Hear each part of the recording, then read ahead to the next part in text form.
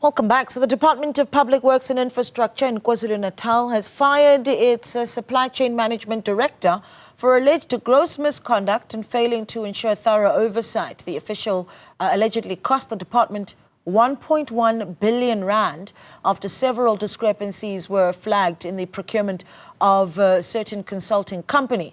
Public Works MEC Martin Meyer joins us now for reaction. MEC, a good evening to you. Thank you so much for joining us. So I'm keen to hear about your understanding of the investigation here, how far back it goes and what sparked it, and then we'll take it, I suppose, chronologically.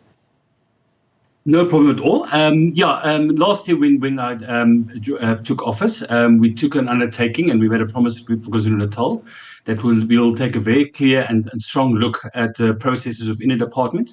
It was while we were doing that we flagged a couple of concerns, this being one of the big concerns that we flagged, as well as the cell phone matter that this specific official was also tried for in our disciplinary processes, and then we had to remove him from the department. And the investigation has shown that there has been some clear breakdown in the processes with SCM that he was the director of, and that there will be further investigations. Clearly, there has been a serious problem here, and we will be contacting the Hawks as well to assist us with investigation, as we are limited in our capacity of what we can investigate as a department. The problem was quite a bit bigger than I think we initially expected when we started looking at these things. But this is part of our ongoing quest to make sure that the Department of Public Works and Infrastructure becomes a department that the people of this province can trust, and that the people of this province will know serves the people of KwaZulu-Natal and serves them diligently and honestly. Sure, there's a lot to unpack there. You mentioned a company that this individual was you say is a director of. Is this the company that you believe was a consulting company to the department? And just no, he was director in the department. So he was the director of SCM in the department. Okay. Apologies. Yeah, so let's clarify that, because you mentioned there is something about a consulting company that needed to be looked into. What was it that you picked up? I believe there were missing documentation and even discrepancies between services and those that actually were delivered.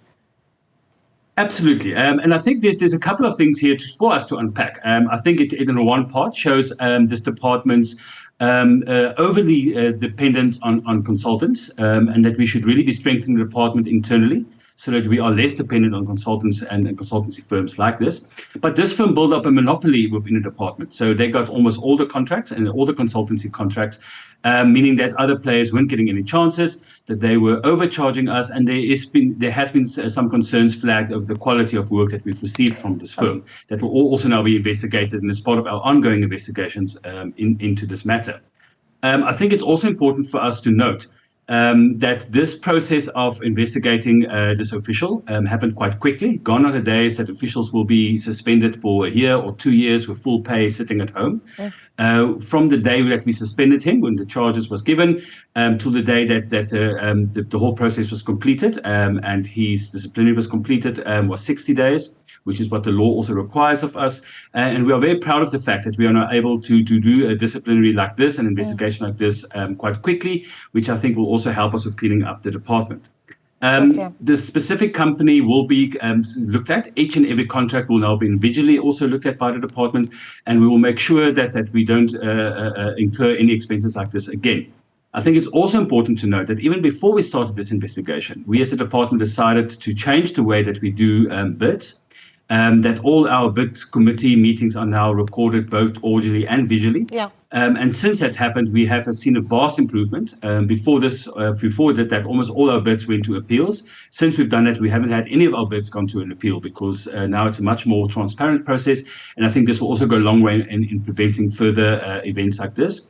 And we're also looking at other officials, obviously, with this. It's not possible with the things in place that one official could have done this by himself. There are ongoing investigations as well, and other officials are also being looked at, and there has been some other suspensions as well. And just to clarify for our viewers, SCM, of course, is the acronym for Supply Chain Management Director in the department. It's important. We love acronyms in government. Yeah, no, I know. That's why it's important to clarify it for our viewers as well, because they may not necessarily know the acronyms. Absolutely. The numbers that are touted here are massive, right?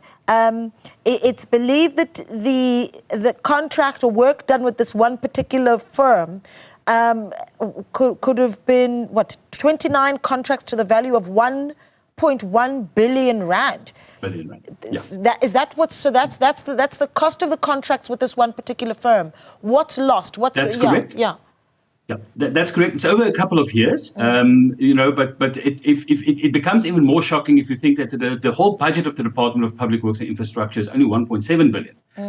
So even though this is over a few years, it still has a very severe impact on our ability to deliver services to the people of KwaZulu-Natal if we are spending so much on one company for delivering a service, and then there is a big question mark over the quality of the service that we have received.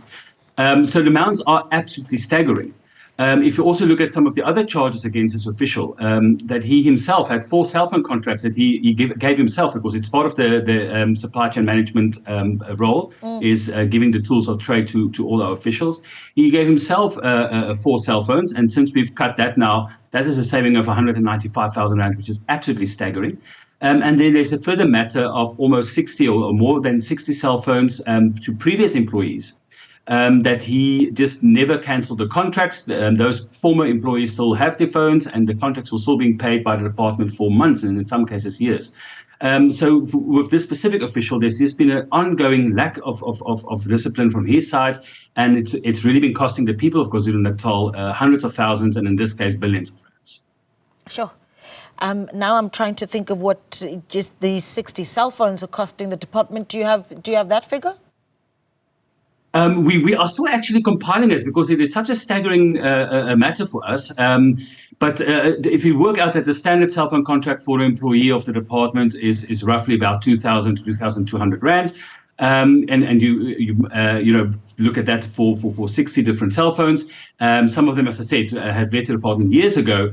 Then it is quite a staggering amount that we have lost through this incompetence, and might have been a corruption. We are still busy looking at how exactly this happened. Yeah. What do we do about the culture of non-compliance? Because here's the issue, is that there is an issue around compliance verification and thorough oversight. Is it a skills matter that needs to be brought into your department? I think it's a very complicated matter, and well, not complicated, but I think there's various different parts to this. We have started our second round of tour. I did the eThekwini district this week, and tomorrow I'm traveling to Luni to meet with the district there, where we are renewing our commitment with the officials and getting the commitment from them that we want to really rebuild KwaZulu-Natal and work together, and that all officials are giving their commitment to give a department to the people of this province that is clean, that is efficient, and that actually serves the province. And I do still believe the majority of the people in this department want to do that. But unfortunately, the Department of Public Works and Infrastructure for many years have got a very bad reputation, and it seems his reputation unfortunately was deserved. But the turnaround has been staggering that we've achieved in the last 6 months. We've really moved forward. The department is turning the corner. There's still a lot for us to be done, but I think the culture of being a department that delivers honestly and efficiently is there. And there's a renewal within the department and officials, and we've seen that our officials are really committed to do that. But the few bad apples that are there, we will root them out, and people must know that we will also be laying criminal charges. So not only will you be fired, you will be exchanging your tie that you wear to work for an orange overall, and you will be handed over to my colleagues at the National Department of Public Works, who manages the prisons, and they will be housing you going forward. Okay, I'm keen to hear about your plans for more, and I think you've already touched on it, right? The cleanup moving forward. Perhaps we can let that pass. I'm also, I want to hear your plans for the department for 2025. KwaZulu-Natal having, massive infrastructure issues that need to be looked at, particularly from a public works point of view. What you want to get right, the targets that you've set for yourself for this year, so that at the end of it, I can come back to you and go through that list with you again. Absolutely. I think one of the most important things is that within the next 2 weeks, the end of January, we'll be hosting our Build KZN Better conference, where we'll be bringing role players from local government, provincial government, national government, and the private sector, NGOs, business forums, all of them together to look at our massive property portfolio and see how we can more efficiently use buildings. We've completed our audit of buildings, and we now have a very good idea of what is our underutilized and unutilized buildings. So we're going to go out there and partner and see how we can better manage the buildings. If we have an excess of buildings, should we give it to NGOs, to the private sector, what we need to do. And we're very excited about that, and it will be a first in the country to do that. We will also be in February launching our Women in Construction Council. That will be advising my office on how we can include more women in the construction industry through public works and other private role players. And we'll also be in the first half of this year be launching our infrastructure advisory board, which will be focused through experts across the province, and it will help us to identify where exactly our infrastructure needs are, and we'll also be able to advise local government and make sure that our local government, because local government plays a massive role in infrastructure within our province and the country, and that will also help us reduce our reliance on consultants. And then there's also, today we had a meeting with a couple of the Black Small Business Federation, and we will be launching our imbizos with local contractors. Of course, there's a lot of concerns about non-payment. Can small contractors bid? And one of the things that came out of this meeting, for instance, today is that some contracts weren't being advertised on our website. So you had to travel to our head office if you want to see it. That was excluding small businesses from rural areas. And we've given a commitment. And from next week, all our contracts will be available online and people will be able to bid from wherever they are. So there's a lot of exciting things happening in public works and infrastructure. And I'm sure we'll have many more of these interviews. We will be unpacking some of these to you. Yeah, thank you so much for speaking to us. MEC for Public Works in KwaZulu-Natal, Martin Meyer.